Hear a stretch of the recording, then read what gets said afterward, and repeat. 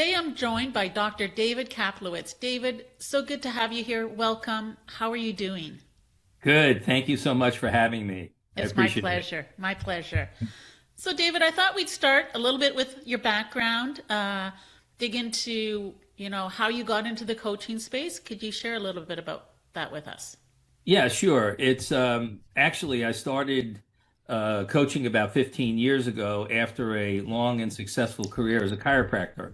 I was the very first doctor in Connecticut to advertise when advertising became in vogue for professionals. And at the end of 2 years, I was seeing between 80 and 100 patients a day in my practice with my brother. Things were great. We practiced for about 25 years. Insurance in the United States changed a lot. And it's one of the reasons that at that point I had some runway and we decided to sell our practice and basically retire. But I was a young guy and I wanted to do something. And I explored coaching because there were so many things that I learned. I lectured for practice management groups, not only in Canada and actually in Australia and other countries for other chiropractors because we had success.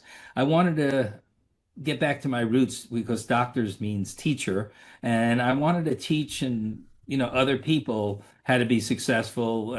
You don't see the number of patients that I see just because you're a good practitioner. It's because you're a good communicator, and that's how I got into coaching. I went to IPEC, which is the Institute for Professional Excellence in Coaching. I got a very high rating by the ICF, and I got my degree and my advanced degree from them as well. And I make it a point every year to get another point of education, Conscious Business Institute, among others. This year, I'm taking, public speaking, although I've been in front of large groups for many, many times, but really get a good understanding of how to give keynotes. But that's how I got into coaching, and it was about 15 years ago. That's amazing. So, what is the number one thing that you help people with in your coaching practice? That's a great question.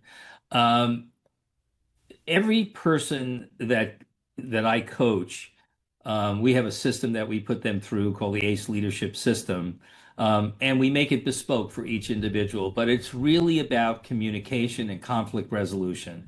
How do I resolve conflicts? How do I make people feel engaged rather than marginalized? Because I coach a lot of high level C-suite executives and their teams. And oftentimes the problem is the individual that's at the top is all about my way or the highway. And yes, you do have, as a leader, you have the ability to make it that way if you want, but it's not the best way to manage people. Because what happens, what we call level 2 leadership, it's all about right versus wrong and doing things at any cost to win. The better way is what we call level 5 leadership, which is all about win-win. How can I win and also help you win as well? And there are certain techniques that you can learn relatively quickly. You may not be a black belt at it right away, but there are things that you can learn about active listening skills and conflict resolution where you're going to be able to ask, again, open-ended questions, lower the temperature of conversations, engage people to participate. And that's the key. When you're building team culture, you want to build a culture of support rather than a culture of pressure. And that's basically what I help companies do. Whether I coach one or two, it's not unusual to have groups of 10 or 20 in companies, teaching them these skills, these soft skills that make a huge difference in their business. I always tell leaders when they actually hire me, they said, my business is doing well, but it's kind of stuck at various points. I said, when was the last time you took a look at the people and taught them certain skills and how to communicate? I really don't. I said, well, here's what you need to know. Your success in a company is not about the product or service you provide.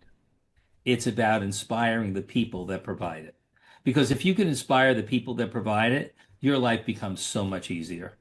And that's what we help them do. We help them build cultures of support. by engaging people, ways to resolve conflicts quickly but without angst. And that's primarily the type of people that I coach. That's amazing. And obviously that would have a ripple effect throughout the organization when you coach whatever level of the organization you're in, having that win-win mentality, that supportive environment. You mentioned, Absolutely. yeah. Yeah, absolutely. As a matter of fact, I think about one of my clients years ago when I started working with them, and you're going to say, you work with them for 6 years? I said, yeah, okay. Because I tend to retain my clients. But this company started at 40 employees. When I left them, they had 450 employees. So if you can teach people Mm, how to inspire other people, and and not only inspire them, but have them um, do the work that you would do if you own the company, make them feel part of it.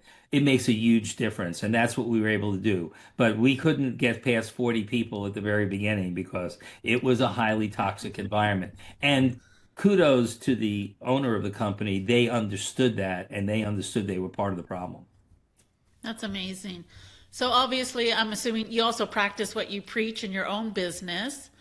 Where's your day-to-day focused on? What are you really Well, excited about creating today? yeah, so I'm always creating new information. My system has uh, 18 slide decks that are standard. If people come in, we can skip around and what have you. And I'm always looking for new ways to engage. I think one of the things that I look for is individually when I start coaching someone, what is the best way to impact this individual? If they're having a problem, let's say with goal setting, and they don't understand the relationship between energy and goals.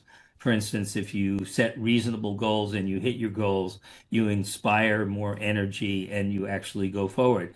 If you fall short of your goals, it can trap you and actually might even depress you where you don't even try anymore. But when we talk about those things in the very beginning, when I intake an individual, I want to know what it is that they're struggling with most, and then we address that first. But we always like to give them a full scope of how to communicate building culture because I deal with so many business people. Although of late, I have had teenagers where parents say, "No, I want you to get these skills," and we work with a number of people getting ready to go to college. That's amazing. So it sounds like you've built a really strong foundation with the clients you have right now. You keep retaining them long term. So obviously that's a testament to the work that you're doing at the corporate level and also, I guess, in the private sector with some individuals. Where are you focusing your energy today on in your business? Like, are you creating something new, building something new? What do you Yeah, do? I think, I think one of the things, because I do coach a number of coaches as well, and I know what they struggle with. Mm, Um, I think what I'm doing now is helping coaches, and on a personal level, I'm getting out there where I'm going to do more um, public speaking. mm, It's part of what I do. I mean, will I end up getting clients from it? Yes, but these are paid gigs. And these are things that, a company could hire me. I could do it on Zoom. I could travel depending on their budget. That inspires me to get in front of people and help people that way. But one of the things that I think is critical for coaches to do, and when I coach coaches, I try to do it, is make the material that you are presenting relevant. Yes, we all have this textbook knowledge of what coaching is, but make it relevant. And that's one of the keys to my success. I have taken the information like reframing or level 2 leadership or active listening skills, the rules of integrity. It's not just about teaching them the academics of it. It's how do you apply it mm. in the day-to-day world. And when you do that, you see profound changes, and that's when people are excited and say, "Yeah, now I can use this." It's not just something that I learned. It's something that I learned that I can apply. So I have a philosophy in my program. One of the things I tell people at the very beginning is there's two things that you're going to learn here. You're going to learn a set of skills as quickly as I can give them to you so that you can start making a difference in some of the challenges that you've been having. But you need to understand the second part, which is the theory behind it. Mm. We need to teach you the theory when we teach you the skill. Maybe 1 week we'll teach you theory. Because if you don't understand why it works, you're not going to use it. It's like anything else. So, yeah. So I think at this point, I'm focusing more on being available for public speaking events, whether it be on Zoom or what have you. Retaining, obviously, my client base, and I'm always, new clients and coaching groups. But more importantly, I think it's important for me is to continually learn. That's key. I'm always listening to books on tape. I'm always looking at other coaches and what they've done. So I'm kind of an old time, young time learner. Yeah. Curious mind, right? You have an expansive and curious Thank, mind. And I think thank, that thank you. that lends itself to everything that you're doing, right? And everything that you're Yeah. able to bring to your clients, obviously. And obviously you're getting the results. So, David, every business has a few areas that work really well and others that are more challenging.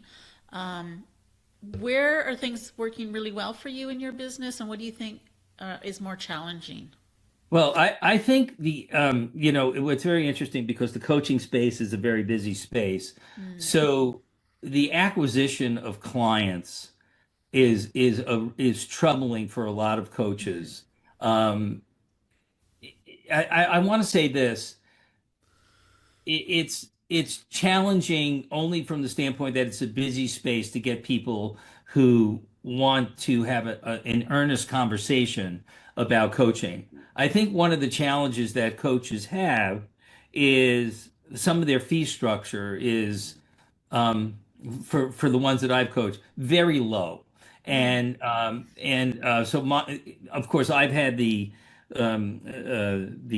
experience of running my own business for so many years. So I've learned how to price things properly and so forth. And now I'm at a level where I can, accept, the clients that want my exclusivity, and Mm. they want to be able to be coached in between sessions necessarily, um, which is, I think, important. So they have access to me kind of all week long if they need me. But I think one of the challenges is the acquisition of clients Mm. for a lot of people. And it has been more challenging this year, even though I have my core group of clients. But I think that's a big issue because it's a crowded space. And if I can speak to that, I would only say you have to have a very clear message Mm. in order to acquire clients. I get on with so many coaches, they don't necessarily have a system and they're just anxious to get started. And maybe people don't see the value as much. So I would just say that that's a challenge. So I'm always working on my system and showing people that there's a way to take people from point A to point B. Yeah, I think that's really crucial. So you mentioned a couple of things that it is a busy space, but the other thing I'm hearing too is the messaging, and that maybe perhaps, especially with coaches, they they try to be a one size fits all, right? And so it leads to broad messaging, and broad messaging just never really converts, right? And so, Right. Right. I would say that the more focused you are, like when people say, you're a leadership development coach, um, what can you help me with growing the business? I said, I'm a leadership development coach, but my focus is on communication and conflict resolution. When I say mm, conflict, disagreements and what have you. Now, if that's an important concept for you to grow or you're having an issue with, there's a lot of things that surround that, but that's our basic focus. So they can grab onto that. And can you help me, convert clients? Yes, communication is all part of that. So, that's part of it. will I help them build out their corporate tree? No, that's what a consultant that I won't do. Will I have some input? Maybe, but that's not my focus. My Right. focus is making you the best you can be and inspiring your teams. Yeah, I think that's amazing work that you do. Obviously, you've built something amazing. You have a great business that's going, sounds like great guns. If you could go back and give yourself some advice in the early days, what would that be? I love that question. I absolutely love that question. I think when I first started as a coach, I was so used to the success that I've had as a chiropractor because people had a clear understanding. Now, let me go backwards here a little bit. When I became a chiropractor, when I said chiropractic, I was selling a Martian sandwich at the time that I started. No one knew what chiropractic, very few people. Not like today. Oh, who's your chiropractor? It's very different. Um, and I learned a very valuable lesson. I'll share that lesson with you, and then I'll bring it into the coaching world. Um, I remember he's my best friend today, over 40 years later. He walked into my office bent over like a pretzel, and I had my clinic jacket on and I had my tie. And I tried to impress him with all these medical terminologies telling him what his problem was. And he put up his hand and he said, "Doctor, can you tell me three things?" And I said, "Sure." He said, "Do you believe you can help me?" I said, "I do. I do." "And how long would it be before I got on an airplane?" I said, "2 weeks, I would say, but if you want to be safe, 3 weeks." He says, "Good, I can deal with it." "And how much would it cost?" And I told him that. And we got started and we took care of him. In that moment, I learned something very valuable that I think all coaches need to learn. It's not so important what I needed to say. It was much more important what he needed to hear. Mm. So when we're engaging with clients and and wanting to bring people into your circle, make it clear because people will they will be happy with somebody that's very clear to them what it is that you do, what you can help them with. And if something falls outside of that a little bit that you feel you can, yeah. But if it falls way outside, say, no, that's not something that I can do.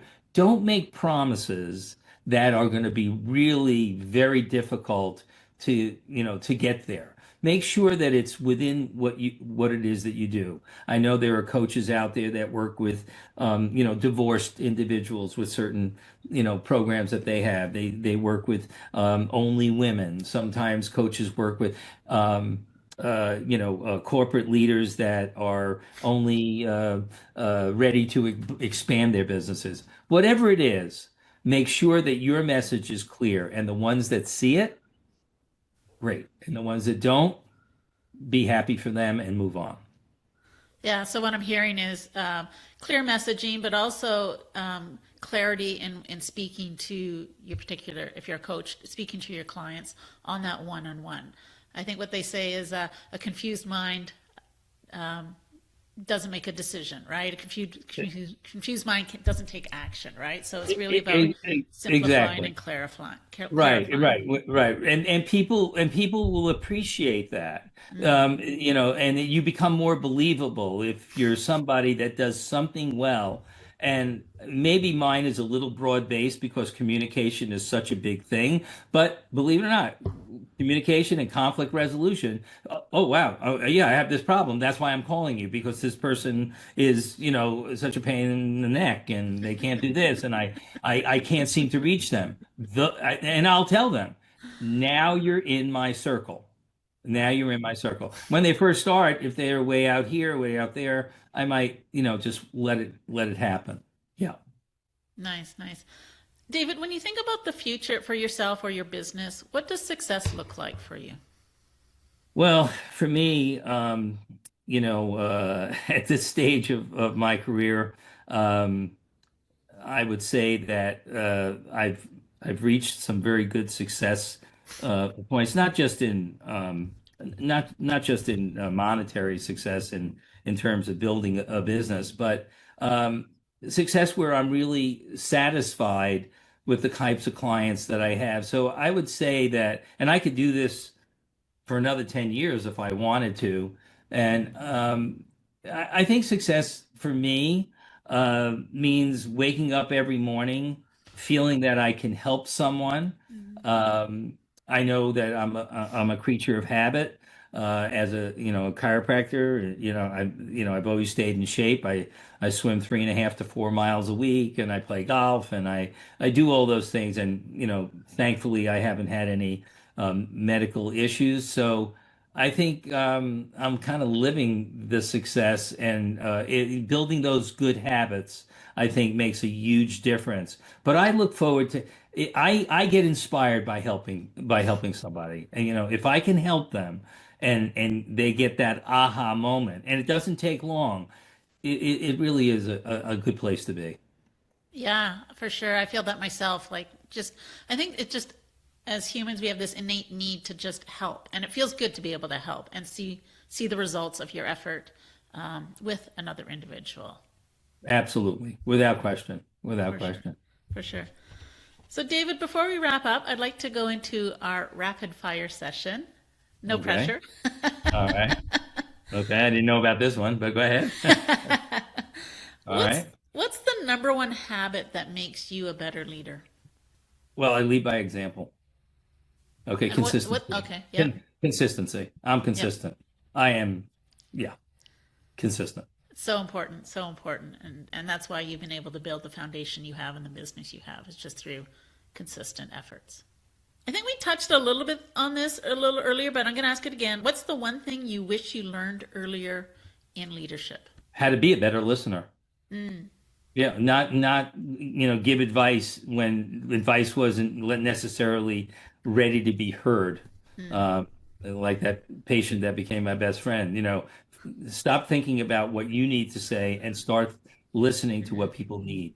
Yeah, Yeah, very key. that's a big aha for me. Yeah, I think a lot of people are missing the boat on that one too, for sure. Very key, very key. And what's the next big step in your business that you're leaning into? Well, it's interesting because for me, like I said, more of this public speaking and maybe more group coaching from that public speaking. But being in front of people is something that turns me on. So a lot of people shy away from it, but it's something that I enjoy. So I think there'll be more of that. Oh, I can't wait to see you on stage. Maybe, yeah, somewhere near me. We'll Okay. get that opportunity. Thank you. Thank you. David, before we wrap up, where can our listeners find you? Well, it's really easy. If you go to rockspringcoaching.com, that is a great way to reach me. That's Rock Spring Coaching, ROCKSPRING coaching.com. And I have an 800 number. If they ever wanted to call and just talk, they can call 888-883-6863. That's 888-883-6863. Perfect. And they can leave a message and I'll get back to them. That's great. Thank you so much for that. And David, thank you so much for spending some time with us today. Your story is really inspiring, and your insights into coaching and helping others is really inspiring. Thank you so much for your time Well, today. and thank you so much for asking and having me. I appreciate it. Thank you for spending your time with me today on the Leadership Lab podcast.